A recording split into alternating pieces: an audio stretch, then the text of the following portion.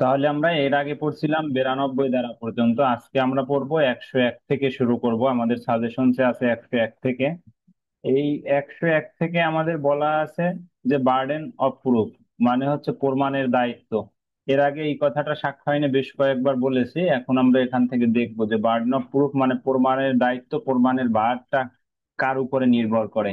আমাদের 101 ধারায় আছে যে প্রমাণের দায়িত্ব যার উপর বর্তায়। এখন কথা হলো প্রমাণের দায়িত্ব কার উপরে বর্তায়। প্রমাণের দায়িত্ব সবসময় দাবিকারীর উপরে বর্তায়। দাবিকারী বলতে হচ্ছে আপনার বাদীর উপরে বর্তায়, অর্থাৎ বাদীর উপরে বর্তায়। 101 ধারা মোতাবেক যদি আমি আপনাকে স্পেসিফিক বলি তাহলে প্রমাণের দায়িত্ব বাদীর উপরে বর্তায়, কারণ বাদী হচ্ছে ন্যায্য বিচার পাওয়ার আশায় তো কোর্টে বা হচ্ছে থানায় গিয়ে মামলা করে। এই কারণে বাদীর উপর বর্তায়। আপনি যদি একটা উদাহরণ দেই তাহলে মনে করেন এ দাবি করে যে বি টাকা ধার নিছে। এই মর্মে এ হচ্ছে একটা অভিযোগ দায়ের করছে যে বি এর কাছ থেকে টাকা ধার নিছে। তাহলে এই যে বি- এর কাছ থেকে বি টাকা ধার নিছে, এটা একেই প্রমাণ করতে হবে। এটা একেই প্রমাণ করতে হবে। এটাই বলা হয়েছে 101 দ্বারা। এটা ছিল 101 দ্বারা, যে প্রমাণের দায়িত্ব যার উপরে বর্তায়। এরপরে আমরা দেখবো 102। 102তে বলছে যে পক্ষ মামলায় হারবে বা যে পক্ষ মামলায় ব্যর্থ হবে বা ঠকবে, ঠিক আছে, তা সে পক্ষে হচ্ছে সে পক্ষের উপরে ন্যস্ত। যে পক্ষ মামলায় হারবে বা হচ্ছে মামলায় ব্যর্থ হবে তার উপরে প্রমাণের দায় বর্তাবে। অর্থাৎ যদি কেউ মামলায় আপনার কোনোভাবে হেরে যায় অথবা হচ্ছে ব্যর্থ হয়, সেক্ষেত্রে সে যদি দাবি করে যে না আমার হচ্ছে এটা ন্যায্য বিচার পাই নাই, বা সে যদি আপিল করে, সেটা হচ্ছে তার উপরেই বর্তাবে। যে দাবি করবে তার উপরেই বর্তাবে। আমরা কিন্তু 101-এ বলছিলাম যে প্রমাণের দায়িত্ব সবসময় দাবিকারীর উপরে বর্তায়। এখানে ওই সেম কথাটাকে একটু ঘুরাই বলছে যে মামলার ফল যেদিকে নির্ভর করে প্রমাণের বার সেদিকে। প্রমাণের বার সেদিকে অর্থাৎ বলছে কি, প্রমাণ না দিলে যে পক্ষ হারবে তার উপরে ভার, তার উপরে ভার। যে প্রমাণ দেয় না, প্রমাণ না দেওয়াতে যে পক্ষ প্রমাণ না দিতে পারবে সে তো হারবে মামলা, এটা স্বাভাবিক। কিন্তু সে যদি ওটায় নারাজি দেয়, সে যদি পুনরায় প্রমাণ করতে চায়, সেক্ষেত্রে এই প্রমাণের দায়িত্ব তার। যে নারাজি দিবে অর্থাৎ যে নাকচ হবে তার উপরে প্রমাণের দায়িত্ব এখানে বর্তাবে। এই বিষয়টা এখানে বলা হয়েছে। তাহলে 101 আর হচ্ছে 102 দ্বারায় আমরা যদি 103 ধারার দিকে একটু দেখি, আমাদের 103 ধারায় বলা হয়েছে যে বিশেষ ঘটনা বা প্রমাণের ভার জানার কথা তার উপরে। বলছে কি, বিশেষ ঘটনা প্রমাণের ভার যার জানার কথা, অর্থাৎ যার জানা উচিত, তার উপর প্রমাণের দায় বর্তাবে। ঠিক আছে, যে কোনো নির্ধারিত বিষয় প্রমাণের দায়িত্ব যার উপর বর্তায়। যে নির্ধারিত একটা বিষয় থাকবে, এই বিষয়টা কার উপরে বর্তাবে। এই 103 দ্বারা যদি বলি, 103 দ্বারা আমাদের হচ্ছে আমরা যে পড়ছিলাম 11 দ্বারা একটা জিনিস পড়ছিলাম, অ্যালিবাই। আপনাদের নিশ্চয়ই মনে আছে যে অ্যালিবাই কার, অ্যালিবাই পড়ছিলাম যে 11 দ্বারায়, যে হচ্ছে অজুহাত। এই অজুহাত করছিলাম, সেই অজুহাত, এই অজুহাত সব সময় হচ্ছে আসামির উপরে বর্তাবে। তাহলে এই বিষয়টাই বলা হচ্ছে আমাদের 103 দ্বারায়, যে যদি কোনো নির্ধারিত বিষয় প্রমাণের দায়িত্ব যার উপরে বর্তায়।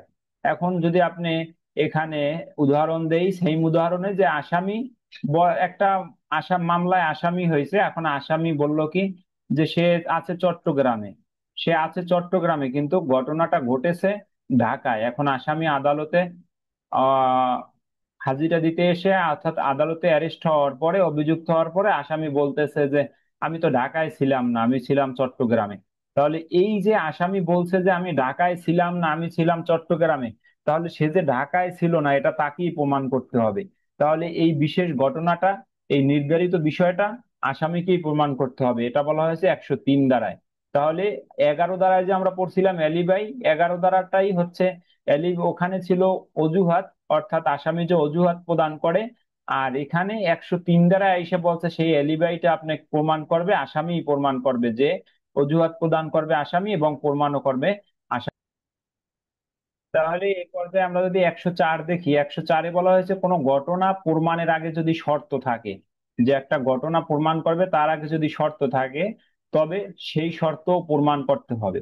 যদি কোনো ঘটনা, অর্থাৎ যদি কোনো ঘটনা থাকে, সেই ঘটনা প্রমাণের আগে যদি কোনো শর্ত দেয়া থাকে, তবে সেই শর্তটাও প্রমাণ করতে হবে। এটা আমাদের বলা হয়েছে সাক্ষ্য আইনের 104 দ্বারা। যেমন আমরা ডাইং ডিক্লারেশন পড়ছিলাম 32-এর 1 উপধারায়, সাক্ষ্য আইনের 32-এর 1 উপধারায় আমরা পড়ছিলাম যে মৃত্যুকালীন জবানবন্দি, মৃত্যুকালীন ঘোষণা। তাহলে এই যে মৃত্যুকালীন ঘোষণা আছে, এই মৃত্যুকালীন ঘোষণা যদি ব্যবহার করতে চাই আদালতে, ঠিক আছে, ব্যবহার করতে চাইলে অবশ্যই এখানে একটা শর্ত আছে যে কোনো ব্যক্তি তার মৃত্যুর পূর্ব মুহূর্তে, কোনো ব্যক্তি তার মৃত্যুর ঠিক পূর্ব মুহূর্তে, করছিলাম না? তাহলে এই যে মৃত্যুর পূর্ব মুহূর্তে তার মৃত্যুকালীন জবানবন্দি প্রদান করতে হবে, তাহলে এই যে একটা শর্ত প্রদান করা হয়েছে, এই শর্তটার কথাই এখানে বলা হয়েছে যে সে যে মৃত্যুকালীন জবানবন্দি প্রদান করবে, সেটা মৃত্যুর আগের পরিস্থিতিতে যে প্রদান করেছে এটাও প্রমাণ করতে হবে। এই বিষয়টা বলা হয়েছে আপনাদের এই সাক্ষ্য আইনের 104 দ্বারা। তাহলে 104 দ্বারা বলা হয়েছে কোনো ঘটনা প্রমাণের আগে যদি শর্ত থাকে তবে সেই শর্তও প্রমাণ করতে হবে। এটা বলা হয়েছে এখানে। আশা করি এটা নিয়ে কোশ্চেন থাকা। আমাদের 105 ধারায় বলা হয়েছে আসামি মামলা যে ব্যতিক্রমের মধ্যে পড়ে, যে আসামির মামলা, সেই আসামির মামলা যে ব্যতিক্রমের মধ্যে পড়ে তা প্রমাণের দায়িত্ব আসামির উপর বর্তায়। বলছে কি, যে আসামির মামলা যে ব্যতিক্রমের মধ্যে পড়ে, যে ব্যতিক্রম মানে হচ্ছে কি, যে আলাদা, একটা ব্যতিক্রম ভিন্ন, ঠিক আছে, এর মধ্যে পড়বে, ভিন্নতার মধ্যে পড়বে, তা প্রমাণের দায়িত্ব আসামির উপর বর্তাবে, এটা বলা হয়েছে 105-এ। আচ্ছা, এখন আপনি বলতে পারেন স্যার এটা একটু জটিল হয়ে গেল, আমি বুঝতেছি না। যেমন মনে করেন এক জায়গায় চুরি হচ্ছে, একটা ঘরের ভিতরে চুরি হচ্ছে, চুরি করাকালীন চুরির ঘটনা সংঘটনের সময় এখন দেখা গেছে যে এই লোকটাকে হাতুড়ি দিয়ে আঘাত করা হয়েছে, এই লোকটা মারা গেছে, এই লোকটা মারা গেছে। এখন তদন্তে গিয়ে দেখা গেছে যে এই লোকটা আসলে চুরির উদ্দেশ্যে গেছিল না, সে এমনিতেই যে কোনো একটা কাজে গেছিল, অথবা হচ্ছে সে এখানে যে কোনো একটা কাজে গেছিল বা অন্য কাউকে খোঁজ করতে গেছিল।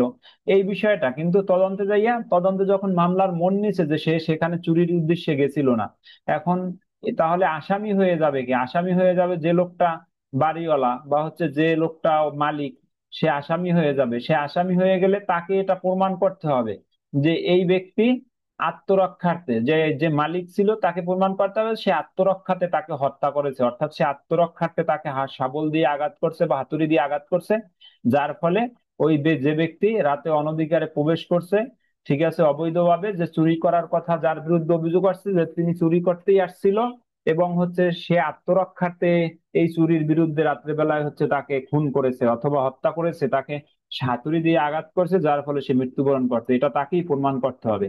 এই বিষয়টা বলা হয়েছে আমাদের সাক্ষ্য আইনের 105 ধারায়। এই বিষয়টা বলা হয়েছে সাক্ষ্য আইনের 105 ধারায়। আবার যদি বলি যে অভিযুক্ত যদি কোনো ব্যতিক্রম দাবি করে, অভিযুক্ত ব্যক্তি যদি কোনো ব্যতিক্রম দাবি করে, সেখানে প্রমাণের দায়িত্ব তার উপরেই নির্ভর করবে, অর্থাৎ আসামির উপরেই নির্ভর করবে। তাহলে যেটা বলছি, যে যেমন যে আসামি যদি বলে সে আত্মরক্ষার্থে হত্যা করেছে, যে চুরির ঘটনাটা নিয়ে বললাম, সে যদি বলে যে সে আত্মরক্ষার্থে হত্যা করেছে, সেক্ষেত্রে এই যে আত্মরক্ষার্থে হত্যা করেছে এটা তাকেই প্রমাণ করতে হবে। এটা হয়েছে 105 ধারায়। তাহলে আমরা এই 101 থেকে 5 ধারাটা আবার যদি টাইনে নিয়ে আসি, একবার আমি টেনে দেই, যে 101 ধারায় বলেছিল যে পক্ষ কোনো কিছু দাবি করে তারই প্রমাণ করতে হবে, ঠিক আছে। এটা বলছিল 101 ধারায়, মানে আমাদের এই অধ্যায়টা আমরা যা পড়তে শুরু করছি এটা হচ্ছে বার্ডেন অফ প্রুফ। এটা হচ্ছে বার্ডেন অফ প্রুফ, মানে প্রমাণের ভার, প্রমাণের দায়িত্ব, এটা সপ্তম অধ্যায় থেকে শুরু হয়েছে। তাহলে 101 ধারায় বলছিল যে ব্যক্তি কোনো কিছু দাবি করে তার উপর প্রমাণের ভার। আমরা জানি যে মামলা যখন হয়, মামলায় সবসময় বাদী পক্ষই তো দাবি করে, কারণ আপনি ভুক্তভোগী, আপনি কোথাও মারামারি করছেন বা কোনো বিষয়ে ক্ষতিগ্রস্ত হয়েছেন, এ বিষয়ে আপনিই মামলা করবেন। তাহলে প্রমাণের দায়িত্ব সবসময় বাদীর, এটা বার্ডেন অফ প্রুফ, এটা বলা হয়েছে 101 ধারায়। 102-তে বলা হয়েছে মামলার ফল যেদিকে নির্ভর করে প্রমাণের ভার সেদিকে, অর্থাৎ মামলার ফল যদি এমন হয় যে মামলার ফল যদি আপনার বিপরীতে যায়, অর্থাৎ মামলায় যে ব্যর্থ হবে, একটা মামলা হবে, এই মামলায় যে ব্যর্থ হবে সে যদি পরে নারাজি দেয় অথবা হচ্ছে সে যদি পুনরায় আপিল করে, সেক্ষেত্রে এই প্রমাণের দায়িত্ব তার, অর্থাৎ দাবিকারীর।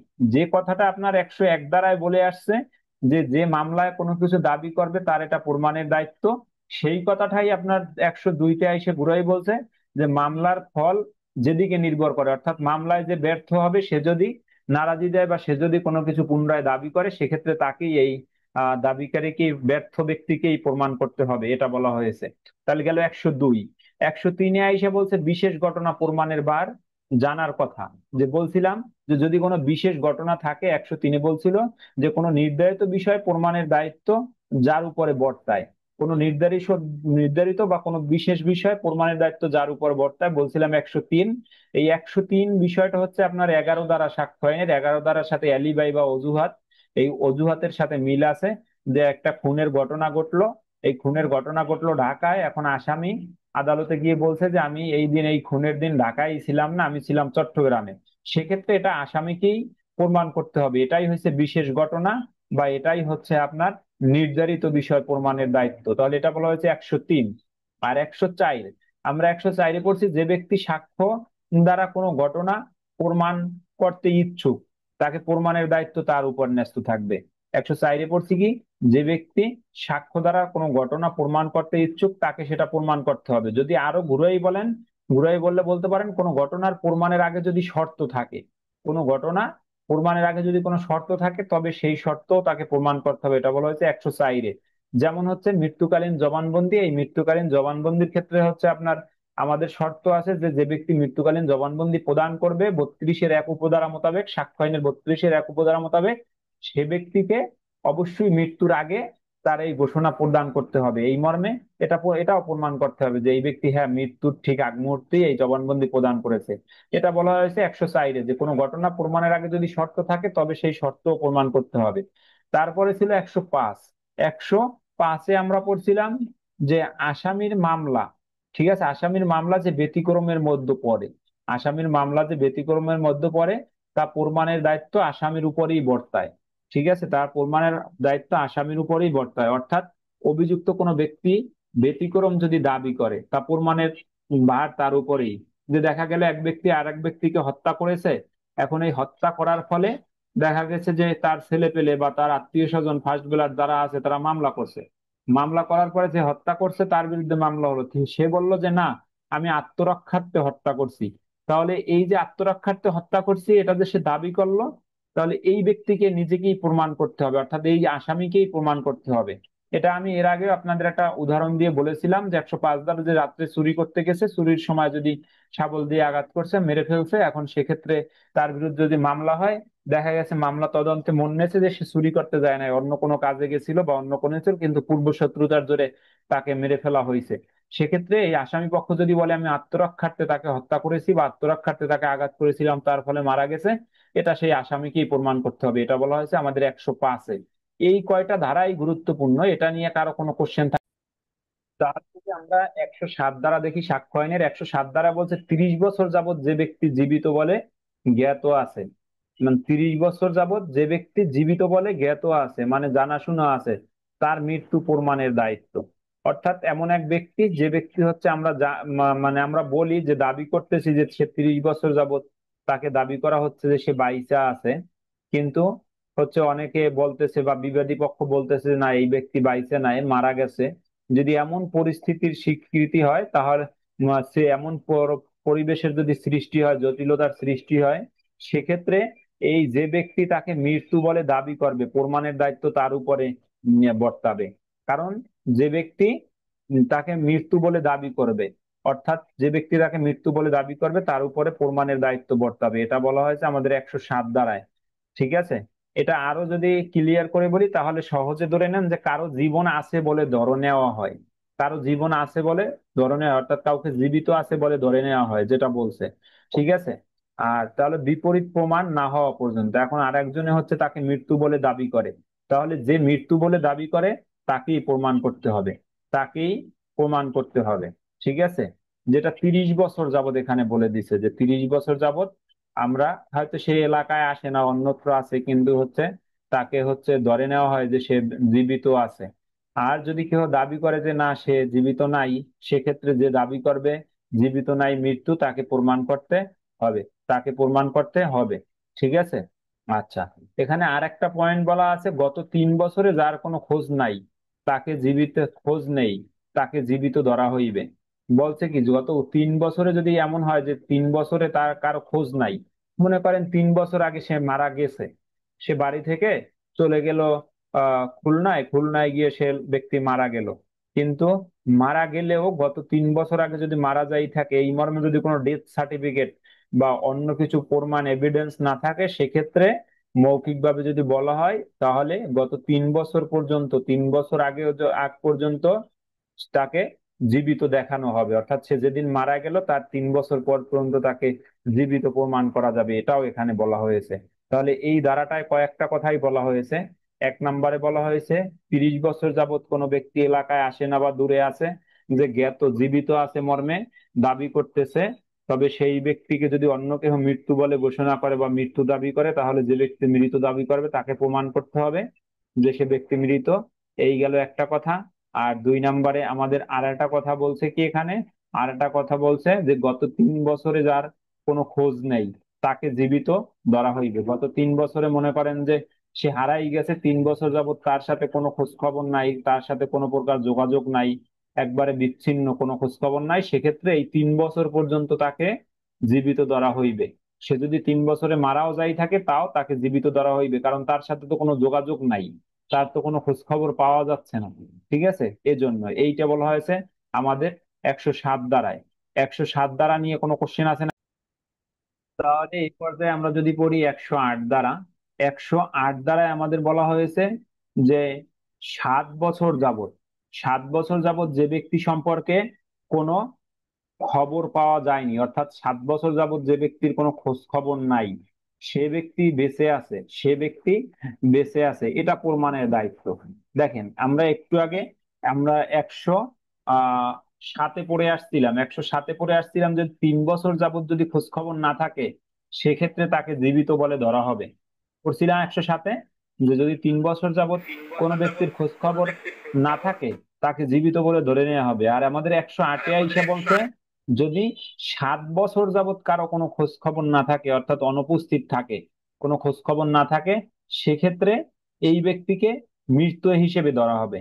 তবে মৃত্যু হিসেবে ধরা হইলে যে সেই 7 বছর যাবত যে ব্যক্তি অনুপস্থিত, 7 বছর যাবত যার কোনো খোঁজ খবর নাই, যেটা যার কোনো খোঁজ খবর নাই তাকে মৃত ধরা হবে, কিন্তু তারপরও যদি তাকে কেউ জীবিত দাবি করে, সেক্ষেত্রে যে জীবিত দাবি করবে তাকে এটা প্রমাণ করতে হবে।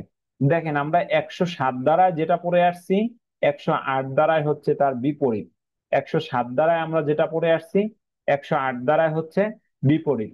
সেম ঘটনা, যে এখানে হচ্ছে আপনার 7 ধারায় বলছিল 30 বছর যাবত কোনো ব্যক্তি জীবিত আছে এই বিষয়ে কারো জ্ঞাত আছে, ঠিক আছে, এটাকে যদি কেউ মৃত্যু দাবি করে তাহলে তাকে প্রমাণ করতে হবে যে মৃত্যু দাবি করবে তাকে।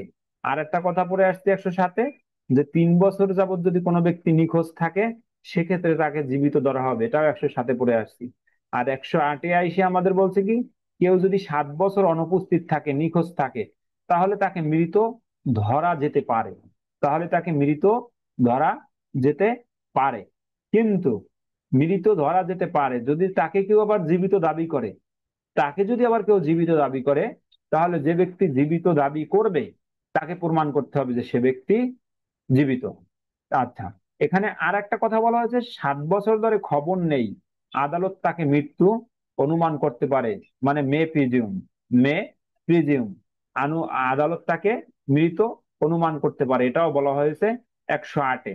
তাহলে আমাদের এই ছিল 107 আর 108 দ্বারা। এটা নিয়ে কোনো কোশ্চেন আছে? কোশ্চেন আছে কারো কোনো? না স্যার, এটা আমাদের স্যার কোনো কোশ্চেন নেই স্যার। হ্যাঁ স্যার।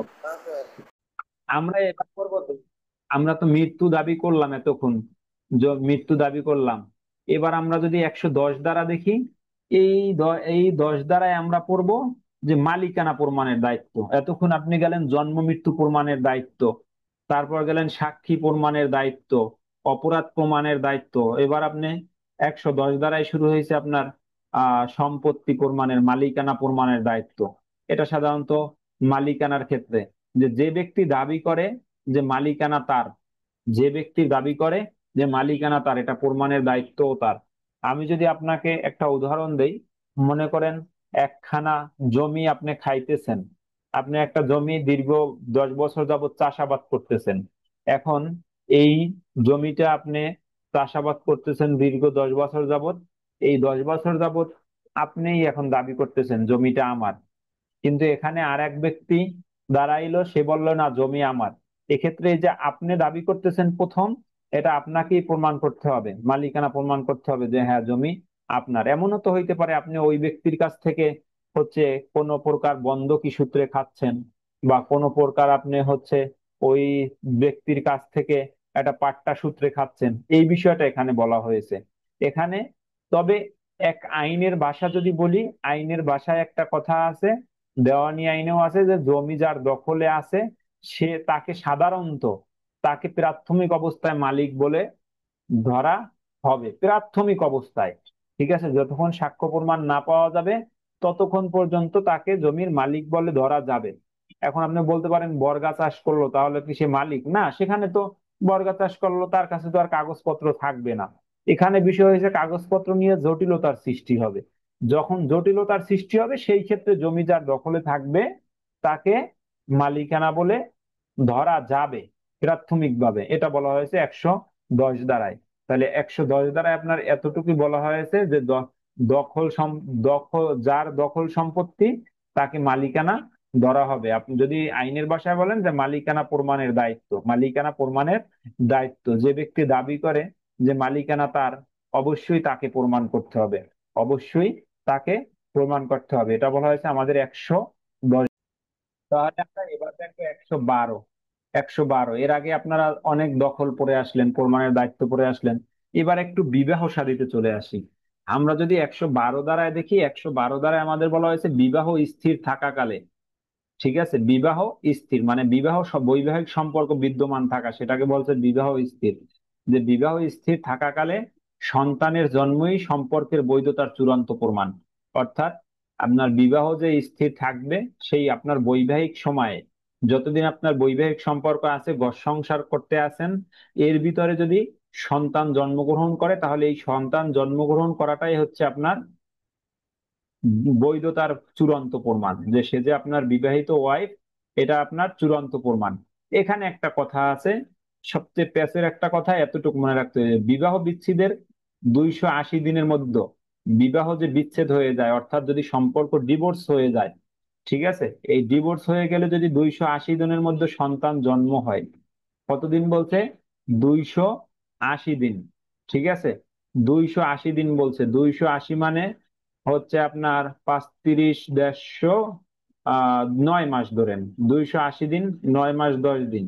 তাহলে এটা বলছে যদি আপনার বিবাহ বিচ্ছেদ হয়ে যায় আর বিবাহ বিচ্ছেদ হওয়ার পরে 280 দিনের মধ্যে সন্তান জন্ম হয়, ঠিক আছে, যদি সন্তান জন্ম হয়, তাহলে উক্ত সময় মাতা অবিবাহিত থাকলে, আর এই উক্ত সময় যদি মাতা অবিবাহিত থাকে, তাহলে বাচ্চার বাবা হিসেবে তার যার সাথে ডিভোর্স হয়েছে সে গণ্য হবে। আমি এই ধারায় একটা উদাহরণ দেই। উদাহরণে মনে করেন এক ব্যক্তি যার নাম হয়েছে আবুল। এই আবুল বিবাহ করছে একটা মেয়েকে। সেই মেয়ের সাথে তার দীর্ঘদিন ধরে ঝগড়া বিবাদ চলে আসছিল। চলে আসার পরে আবুল মনে করেন ডিভোর্স দিল। আবুল যেদিন ডিভোর্স দিল তার সাথে যেদিন বিবাহ বিচ্ছেদ ঘটলো, এই বিবাহ বিচ্ছেদ ঘটার দিন থেকে পরবর্তী 280 দিন এই আবুল যাকে বিয়ে করছে সেই মেয়েটা অন্য কারোর সাথে আর বিবাহ বন্ধনে আবদ্ধ হয় নাই। অর্থাৎ আবুলের সাথে যে তার বিবাহ বিচ্ছেদ ঘটেছে, সেই বিচ্ছেদ ঘটার পরে অর্থাৎ ডিভোর্স হওয়ার পরে সে পরবর্তী 280 দিনের ভিতরে ওই মেয়েটার অন্য কোনো ছেলের সাথে বিবাহ হয় নাই। সেক্ষেত্রে যদি এই 280 দিনের ভিতরে এই মেয়েটা কোনো সন্তান জন্ম দেয়, সেক্ষেত্রে এই মেয়ের সন্তানের পিতৃ পরিচয়ে আবুলই থাকবে। এটাও এই আপনার যে 112 ধারায় বলা হয়েছে, সাক্ষ্য আইনের 112 ধারায় এই কথাটা বলা হয়েছে। আর একটা কথা বলা হয়েছে কি সাক্ষ্য আইনের, যে বিবাহ স্থির থাকাকালে সন্তানের জন্মই সম্পর্কের বৈধতার চূড়ান্ত প্রমাণ। যে বিবাহ স্থির আছে তার ভিতরে যদি কোনো সন্তান জন্মগ্রহণ করে, তাহলে এইটাই হচ্ছে তার বিবাহের বৈধতার প্রমাণ। এটা বলা হয়েছে। এটা নিয়ে কোনো কোশ্চেন আছে আর? না স্যার। আর স্যার ওকে। ক্লাস কি স্যার 2টা করবেন?